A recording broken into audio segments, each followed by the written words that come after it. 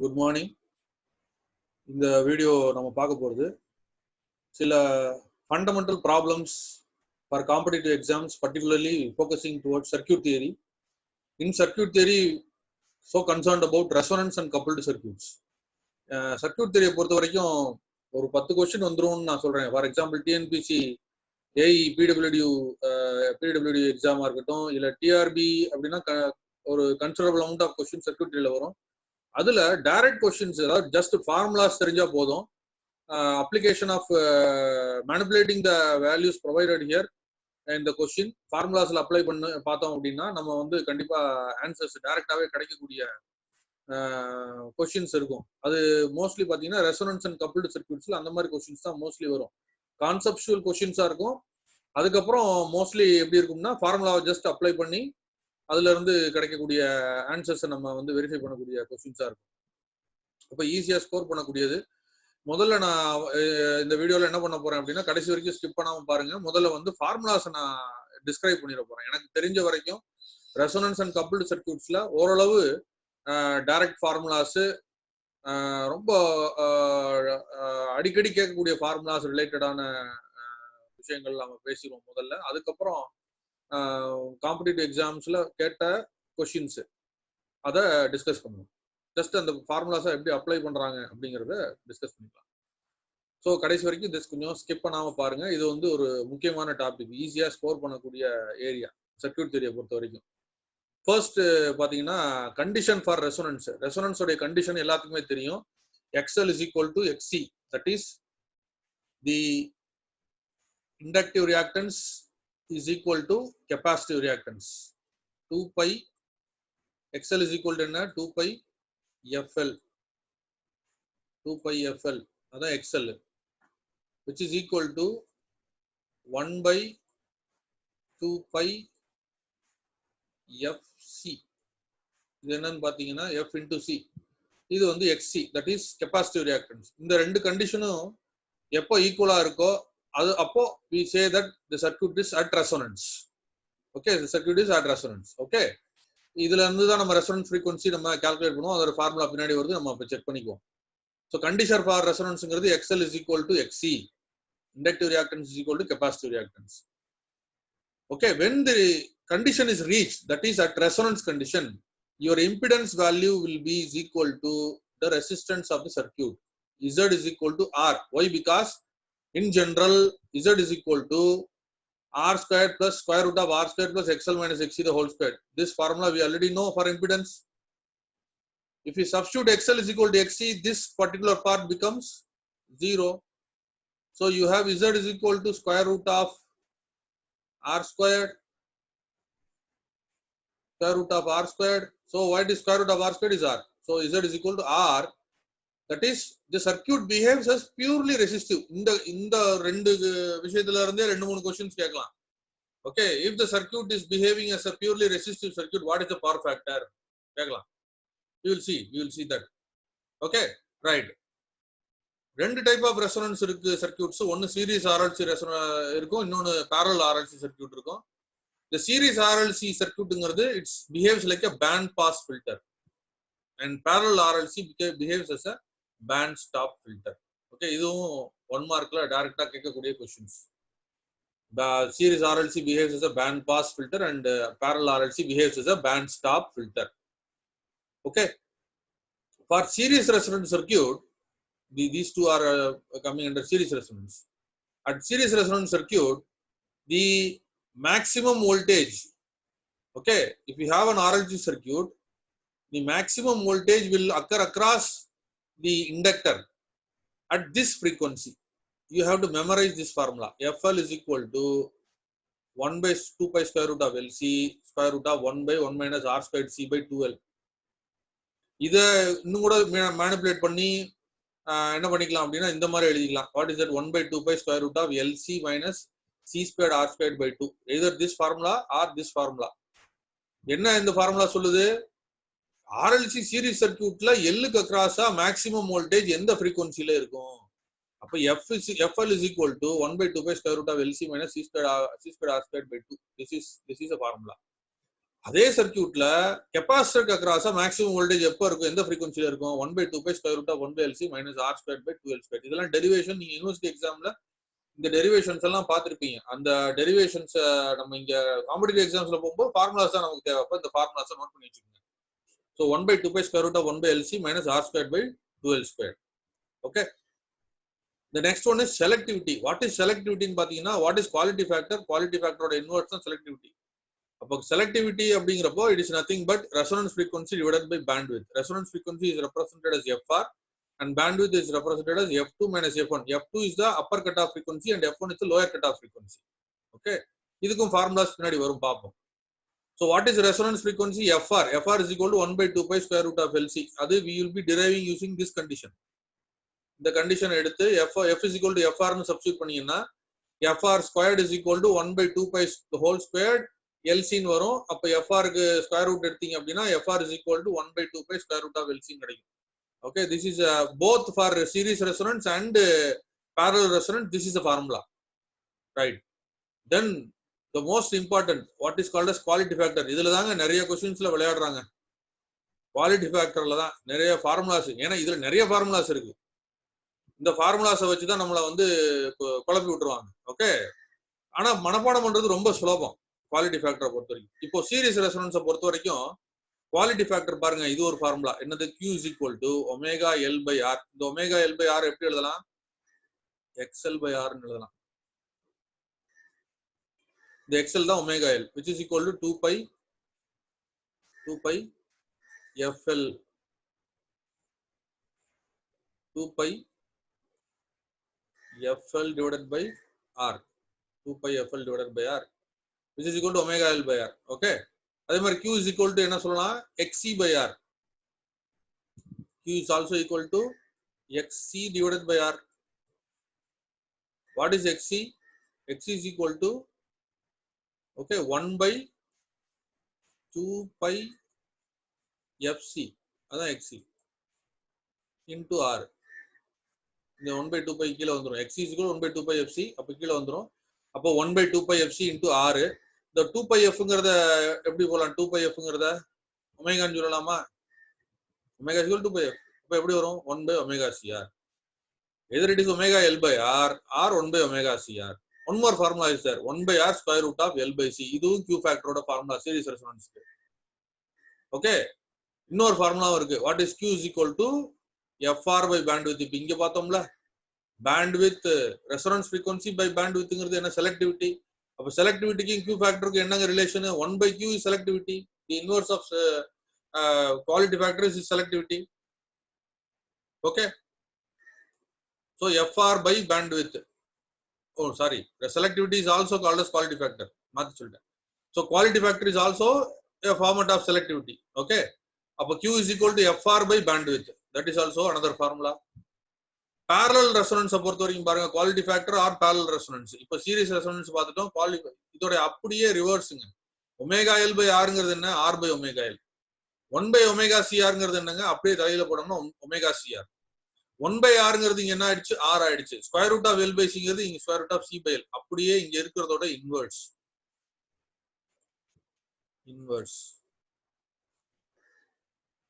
Series ரெசனன்ஸ்ல quality factor என்னவா இருக்கோ அது அப்படியே இன்வெர்ஸா எடுத்தோம்னா அது பேரலல் ரெசனன்ஸோட குவாலிட்டி ஃபேக்டர். இப்போ நான் ஏற்கனவே சொன்ன மாதிரி ரெண்டு upper cut off frequency, lower cut off frequency சொல்லுவோம். இது ரெண்டையும் காமனா என்ன சொல்றோம்னா ஹாஃப் பவர் ஃப்ரீக்வன்சிஸ் சொல்லுவோம். இந்த ஹாஃப் பவர் ஃப்ரீக்வன்சிஸ்க்கு ஃபார்முலா பாத்தீங்கன்னா F2 is equal to FR plus R by 2 pi L. F1 is equal to FR minus R by 2 pi L. இப்போ இந்த இருக்கு பாருங்க, இது F1, இது F2. இதை வச்சுதான் சொல்றது. இது FR ரெசனன்ஸ் ஃப்ரீக்வன்சி. அப்ப FR plus R by 2 pi Lங்கிறது F2, F1ங்கிறது FR minus R by 2 pi L.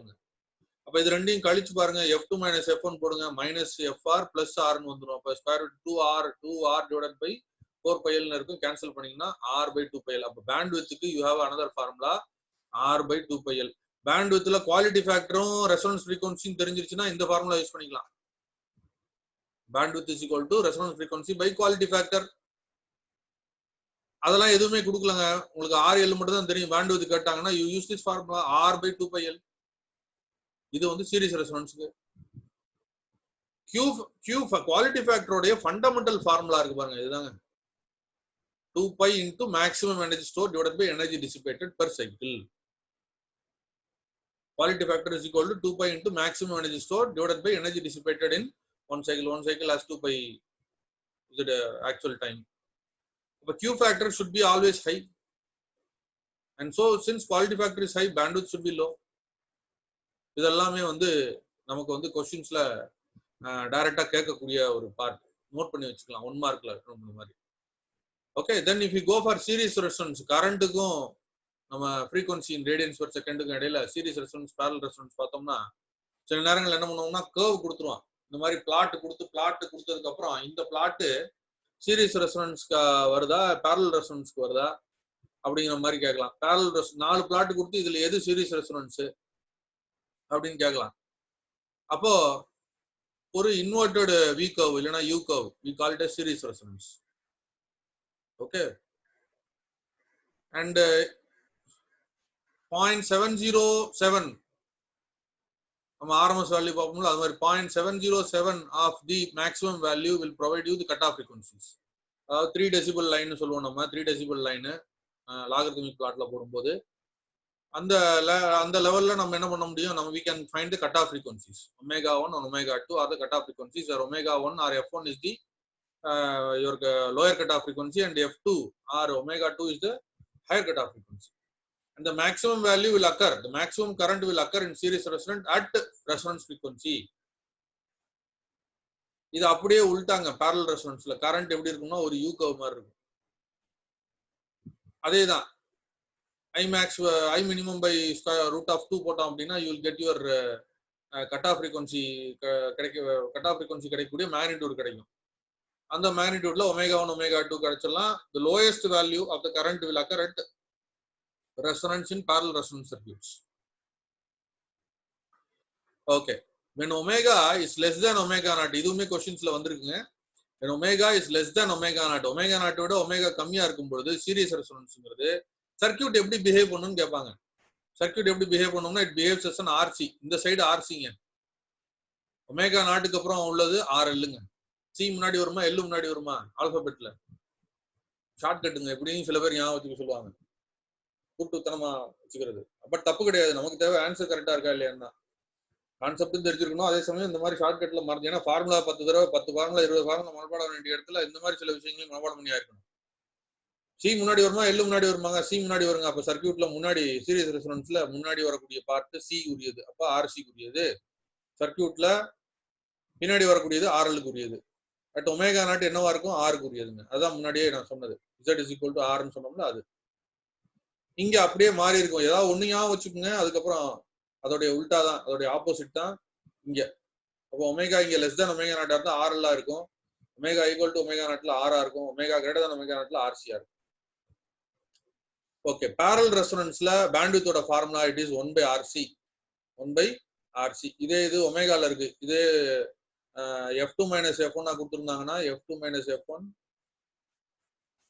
you will have it like 1/2 pi into RC. Okay, f2 minus f1 1/2 pi into RC. Quality factor ஏற்கனவே நாங்க எழுதி போட்டிருந்தேன், அதை பார்த்து அதே தான் R/omega L, R/XC இல்லைன்னா R/XL இல்லைன்னா Q is equal to omega RC. Okay, R/omega L இல்லைன்னா omega RC. அங்க உள்ள அதே ஃபார்முலா தாங்க. omega 1 is equal to 1/2 RC plus square root of 1/2 RC the whole square plus 1/LC. இதை வச்சுதான் நம்ம என்ன செய்வோம், இந்த ரூட்ஸை வச்சுதான் நம்ம இந்த இமேஜினரி இந்த பார்ட்டை மட்டும் தான் வச்சு நம்ம டேம்பிங்கை வந்து கால்குலேட் பண்ணுவோம். என்ன டேம்பிங், அண்டர் டேம்ப்டா, கிரிட்டிக்கலி டேம்ப்டா, ஓவர் டேம்ப்டான்னு சொல்லி.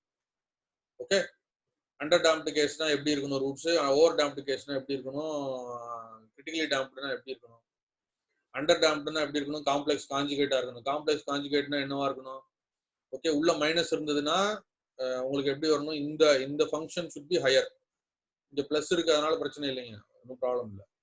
பட் ஃபார்முலால டேம்பிங் வச்சு வரும்போது உங்க ஈக்குவேஷன் மாறும்போது வேற மாதிரி இருக்கும். அது இன்னொரு வீடியோல நம்ம பார்க்கலாம். ஓகே, கப்பிள்டு சர்க்யூட்ஸை பொறுத்த வரைக்கும் ரொம்ப சிம்பிளான பார்ட்டுங்க. டாட் கன்வென்ஷன் இருக்கும், அதுக்கப்புறம் இந்த self inductance, mutual inductance, coefficient of coupling, இதை பேஸ் பண்ணி தாங்க. கோஎஃபிஷியன்ட் ஆஃப் கப்ளிங்க்கு formula K is equal to mutual inductance divided by square root of self inductance of each coils. L1 L2 ரெண்டு coil இருக்கு. L1ங்கிறது ஃபர்ஸ்ட் காயிலோட self inductance, L2ங்கிறது second காயிலோட செல்ஃப் இண்டக்டன்ஸ், Mங்கிறது இந்த ரெண்டு காயிலுக்கும் இடையில உள்ள மியூச்சுவல் இண்டக்டன்ஸ். இந்த ரெண்டுக்கும் உடைய ரேஷியோ தான் உங்களுடைய கோஎஃபிஷியன்ட் ஆஃப் கப்ளிங். இந்த கோஎஃபிஷியன்ட் ஆஃப் கப்ளிங்கோட ரேஞ்ச் என்னவா இருக்குங்க? கோஎஃபிஷியன்ட் ஆஃப் கப்ளிங்கோட ரேஞ்ச் 0ல இருந்து 0 to 1. இந்த K-ஓட வேல்யூ எப்படி வேரி ஆகும்? 0ல இருந்து 1 வரைக்கும் வேரி ஆகும். 0வா இருந்ததுன்னா K என்ன அர்த்தங்க? It is not a coupled circuit. K 1ஆ இருந்ததுன்னா it is a perfectly coupled circuit, highly coupled. 0.5ஆ இருந்தா பார்ஷியலி கப்புள்டுங்க, மார்ஜினலி கப்புள்டு, பார்ஷியலி கப்புள்டு. அப்படின்னா கப்புள்டுன்னா என்னங்க? இப்போ உங்களுக்கு ரெண்டு காயில் இருக்கு, இந்த பக்கம் ஃபர்ஸ்ட் செகண்ட் காயில் இப்படி இருக்குன்னு வச்சுக்கோங்க. ரெண்டு காயில் இருக்கு. இப்போ இதுக்கு நீங்க இன்புட் கொடுக்குறீங்க.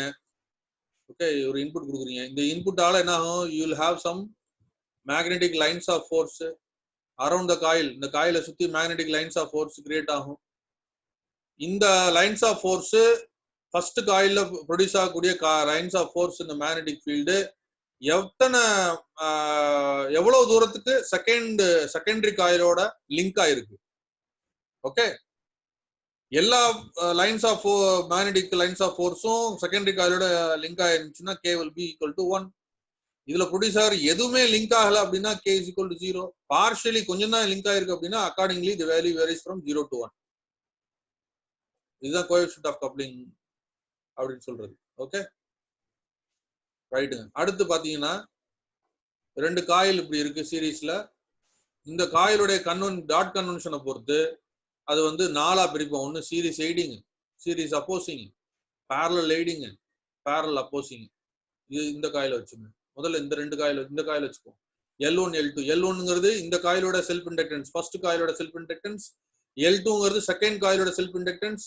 இது ரெண்டுக்கும் நடுவுல உள்ள இண்டக்டன்ஸ் தான் mutual inductance. The mutual inductance is the inductance between interaction of coils between L1 and L2. We call this as mutual inductance.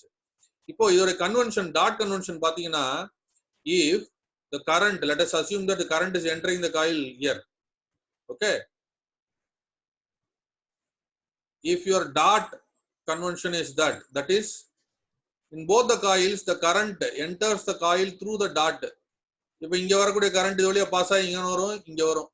அப்போ இந்த காயிலையும் டாட் வழியா உள்ள நுழையுது, இந்த காயிலையும் டாட் வழியா உள்ள நுழையுது. அப்படின்னா என்ன ஆகும் அப்படின்னா mutual inductance will be positive. Mutual inductance will be positive. Okay, suppose இப்போ கரண்ட் என்ன செய்யுது? Current is entering the coil. Okay, but the dot is outside, அதாவது வெளியில இருக்கு. That is the current is leaving the coil through the dot. First காயில current என்ன செய்யுது? Dot வழியா லீவ் ஆகுது. அதே செகண்ட் காயிலையும் லீவ் ஆகுது. அப்பையும் என்ன அர்த்தம்? Mutual inductance is positive. அப்ப மியூச்சுவல் இண்டக்டன்ஸ் எப்பெல்லாம் பாசிட்டிவா இருக்கும்? ஒன்னு டாட் வழியா ரெண்டு காயிலையும் கரண்ட் உள்ள நுழையணும், இல்ல டாட் வழியா கரண்ட் வெளியில போகணும் ரெண்டு காயில இருந்து. அப்படி இருந்தா பாசிட்டிவ்ங்க. சப்போஸ் ஒரு காயில்ல என்ட்ரி ஆகுது, ஒரு காயில்ல வெளியில போகுது. இப்ப இந்த மாதிரி if the current enters the coil through the dot and the current leaves the coil in second coil leaves the current is leaving the coil through the dot வெளியில, அப்படின்னா என்ன ஆகும்? Mutual inductance will be negative. Mutual inductance will be negative. முதல்ல சொன்ன கேஸ்க்கு பேர் என்னன்னு சொன்னோம்னா series aiding. ரெண்டாவது இப்ப சொன்ன நெகட்டிவா இருக்கக்கூடிய கேஸ், அதுக்கு பேர் சீரிஸ் அப்போசிங். அப்போ இது ஓவரால் இண்டக்டன்ஸ் L1 L2 இருக்கு பாத்தீங்களா? இதோட overall inductance L equivalent inductance, அதுக்கு ஃபார்முலா பாருங்க. L equivalent is equal to, எப்போ சீரிஸ் எய்டிங்கா இருந்துச்சு, series எய்டிங்னா either current enters the coil through the dot or leaves the coils through the dot. ரெண்டுமே. அப்படின்னா L1 plus L2 plus 2M. What is M? Mutual inductance. இதே series opposing வச்சுங்க, L1 plus L2 minus 2M. Series அப்போசிங்னா இந்த condition, ஒரு காயில்ல current உள்ள வருது, ஒரு காயில்ல வெளியில போகுது. இல்ல ஒரு காயில்ல உள்ள வரக்கூடிய கரண்ட் இங்க இருக்கு, காயிலுடைய டாட், இன்னொன்னு இங்க இருக்கு. இந்த கேஸ் இதுவும் கேஸ் தான். என்னது இது? காயில் இந்த காயில L1ல கரண்ட் டாட் வழியா வெளியில போகுது, இந்த காயில டாட் என்ன செய்யுது, காயில் வழியா உள்ள வருது. அப்போ இது என்னது, series opposing. Okay, then the formula changes. என்ன ஃபார்முலா சேஞ்ச் ஆகுது, எதுல சேஞ்ச் ஆகுது, L1 plus L2 இங்க plus 2m போல இங்க minus 2m. இது ரெண்டும் ரொம்ப சிம்பிளான ஃபார்முலா, ஞாபகம் வச்சுக்கலாம். parallel leading அதே கான்செப்ட் தாங்க.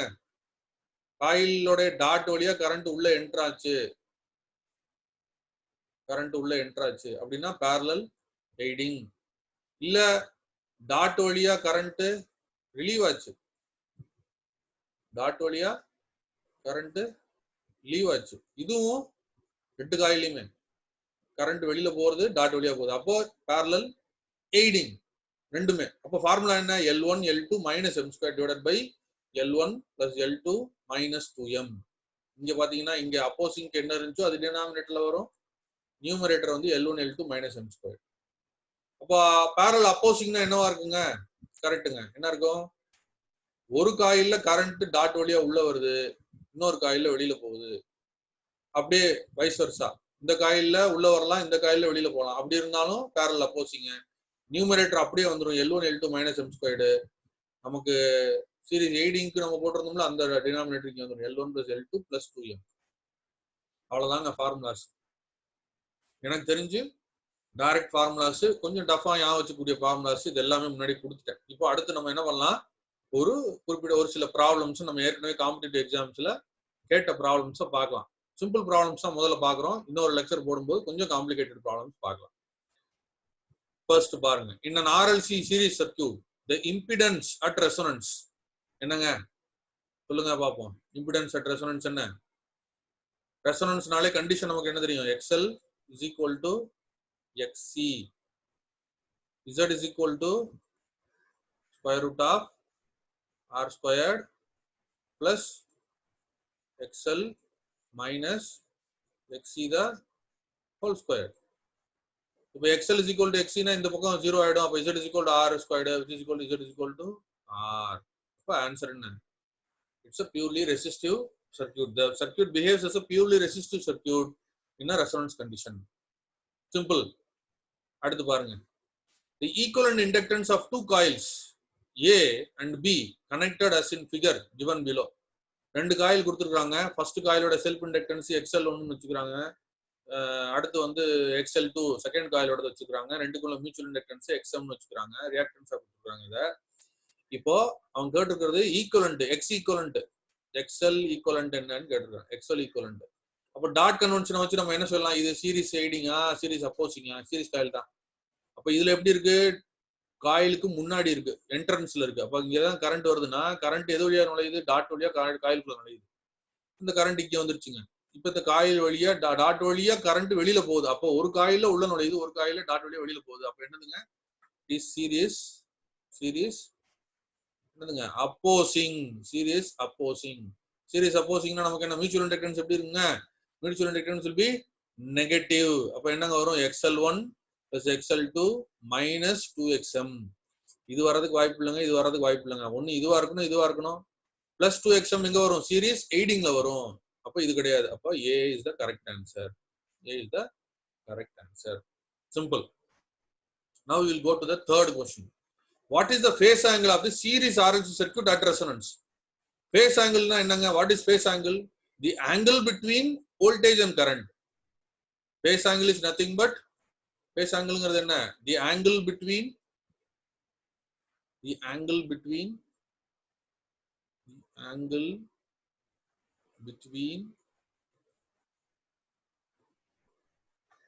voltage and current. வோல்டேஜுக்கும் கரண்ட்டுக்கும் இடையில உள்ள ஆங்கிள் தான் என்னது, ஃபேஸ் ஆங்கிள். அப்போ ஒரு சீரிஸ் ஆர்எல்சி சர்க்யூட்ல ரெசோனன்ஸ் எப்படிங்க, ரெசோனன்ஸ் என்ன, Z is equal to என்னங்க, R, பியூர்லி R. அப்போ பியூர்லி ரெசிஸ்டிவ் சர்க்யூட்டோட வோல்டேஜ் கரண்ட் எப்படிங்க, ஃபேஸர் டயக்ராம் பாருங்க. ஃபேஸர் டயக்ராம் எப்படி இருக்கும், ஃபேஸர் டயக்ராம் இது வோல்டேஜ் V அப்படின்னா கரண்ட் எப்படி இருக்கும், current will be in phase. Current will be in phase. That is, there is no phase angle between voltage and current. So the answer is 0. Purely resistive circuit. ஏன்னா resonance சொல்லிட்டானா, ரெசோனன்ஸ்னா purely ரெசிஸ்டிவ்னா எப்படி இருக்கணும்? இப்ப purely இண்டக்டன்ஸுக்கும் கெபாசிட்டிவ்க்கு எப்படி இருக்கும்? ஒரு கேஸ்ல lead ஆகும், ஒரு கேஸ்ல லேக் ஆகும்.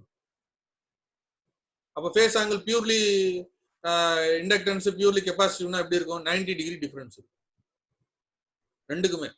அது இண்டக்டன்ஸா இருக்கட்டும் இல்ல கெபாசிட்டன்ஸா இருக்கட்டும், ரெண்டுக்குமே எப்படி இருக்கணும்? ஃபேஸ் ஆங்கிள் எப்படி இருக்கும்? ரெண்டுக்கும் பியூர்லி இண்டக்டிவ் பியூர்லி கெபாசிட்டிவா இருந்ததுன்னா வோல்டேஜுக்கும் கரண்ட்டுக்கும் இடையில you will have 90 degree. The current will lead the voltage for capacitor and current will lag the voltage for inductor. Okay, அப்ப லீட் அப்படிங்கிறப்போ ரெண்டுக்குமே 90 டிகிரியா இருக்கும். இந்த சைடு ஒரு கரண்ட் இங்க இருக்கும்,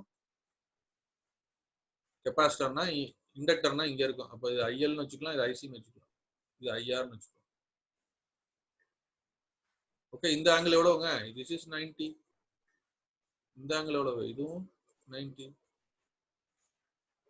அட் ரெசோனன்ஸ் ஆனா என்னங்க? அட் ரெசோனன்ஸ் கண்டிஷன் தான் நமக்கு தேவை. At resonance condition what is that? The phase angle is going to be 0. There is no phase difference between voltage and current resistance பொறுத்த வரைக்கும். Okay, it's very clear.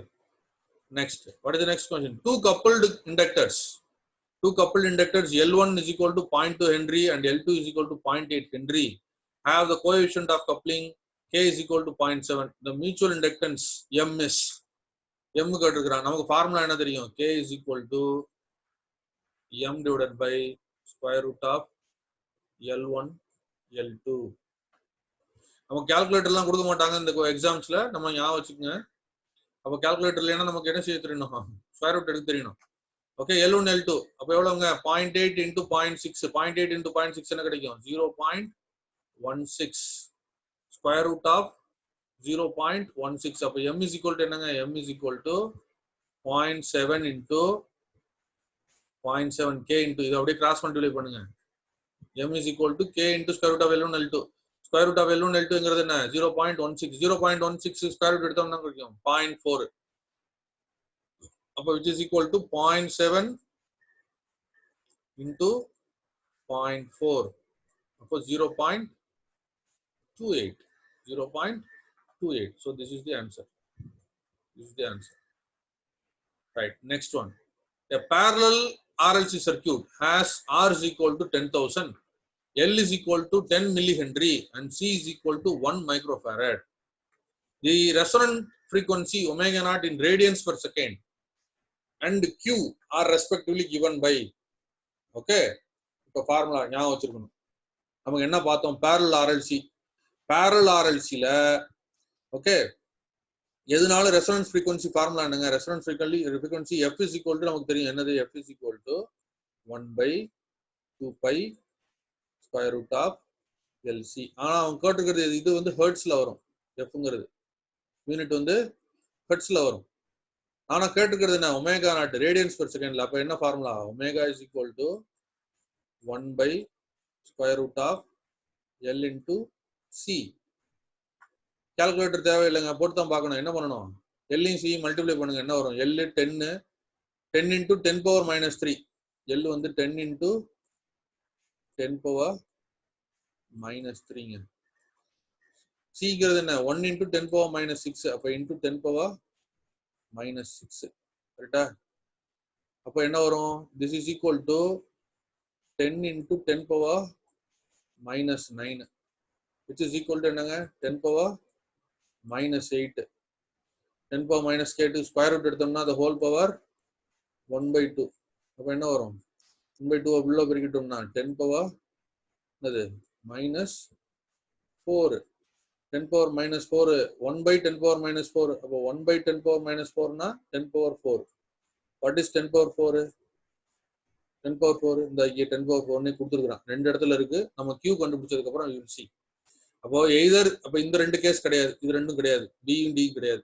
Either இதா இருக்கலாம் இல்லைன்னா இதா இருக்கலாம். அப்போ Q கண்டுபிடிக்கணும். Qக்கு ஃபார்முலா நமக்கு என்ன தெரியும்? நிறைய ஃபார்முலா இருக்கு. நமக்கு ஃப்ரீக்வன்சி நமக்கு இப்பதான் இதுல கண்டுபிடிச்சிருக்கோம். பட் இதை வச்சும் பண்ணலாம். இல்ல அப்படின்னா Qக்குள்ள ஃபார்முலா நமக்கு என்ன தெரியும்? இது அழிச்சிடல. Rub this one, then we'll get some space to work. So Q குரிய ஃபார்முலா ஃப்ரீக்வன்சி இல்லாம நமக்கு என்ன ஃபார்முலா தெரியும்? இது parallel resonance. அப்ப என்ன இருக்கும்? R square root of C divided by L. Q is equal to R square root of C divided by L. R நமக்கு என்ன தெரியும்? 10,000. கரெக்ட்டுங்களா? 10,000 அப்படியே வச்சுக்கலாம். The square root of C by L. C by L ங்கிறது என்னங்க? 10 power minus 6 divided by 10 power minus 2 ah? 10 power minus 2 கரெக்டா? 10 into 10 power minus 3. அப்ப இது ரெண்டையும் மல்டிப்ளை பண்ணா என்ன கிடைக்கும்? 10 power minus 2. இது மேல வந்துருச்சுன்னா என்ன ஆயிடும்?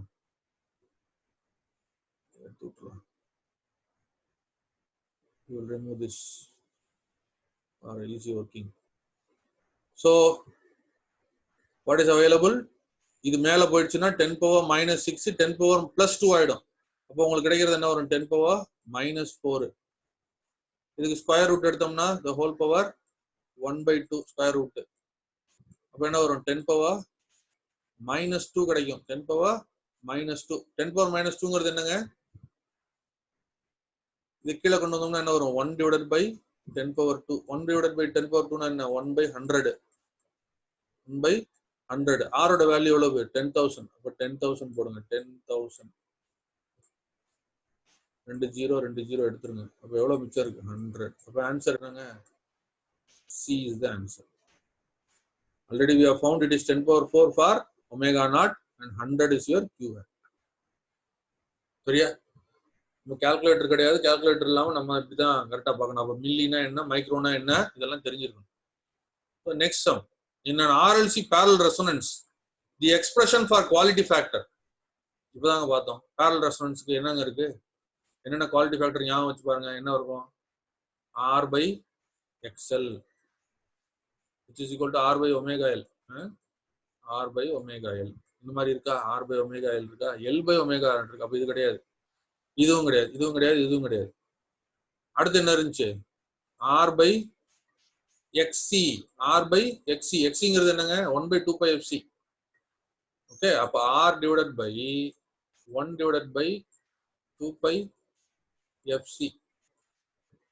இந்த 2 pi FC எப்படி எழுதலாம்? R divided by 1 divided by omega C ன்னு எழுதலாமா? இந்த omega C மேல போச்சுன்னா என்ன வரும்? R into omega C ன்னு வரும். இருக்கா? இந்த இருக்கு. R into omega C. அப்ப இது கிடையாது. This is the correct answer. Okay, right. Two coils, next question. Two coils of inductance 4 and 6 are connected in series. If their mutual inductance is 3, what is the equivalent inductance of the combination of the mutual inductance oppose the self inductance? அப்ப என்ன hint இதுல? எதுங்க நமக்குரிய highlighted? இது is opposing. எதுங்க opposing? It is opposing. Okay, it is opposing the self inductance. அப்ப formula என்னங்க? opposing self inductance னா series resistance தான சொல்லிருக்காங்க. series inductance connected in series. ரெண்டே தான் நமக்கு இருக்கு L equivalentக்கு. ஒன்னு series aiding, இன்னொன்னு series opposing. இது அப்ப என்னதுங்க? series opposing. series opposing formula என்னங்க? L1 plus L2 minus 2M. L1 எவ்வளவுங்க? 4. L2 என்னங்க? 6 minus mutual inductance is 3. அப்ப 2 into 3 will give you 6. அப்ப 4 Henry. 4 is the answer. Yes, C is the answer. So இந்த மாதிரி questions உங்களுக்கு டைரக்டா formulas apply பண்ணி ரொம்ப சிம்பிளா மார்க் வாங்குற மாதிரி क्वेश्चंस இருக்கும். இதெல்லாம் வந்து ரெசோனன்ஸ்லயும் கப்பிள்டு சர்க்யூட்ஸ்லயும் காம்படிட்டிவ் எக்ஸாம்ஸ்ல பர்టిక్యులரா TNPC, TRB, TNEB இந்த மூணுலயும் கேட்ட கேள்வி. சரிங்களா? அடுத்து வர வீடியோல I will try to add some more complicated problems in this particular topic. இந்த particular topicல complicated problems நம்ம பார்க்கலாம். Thank you.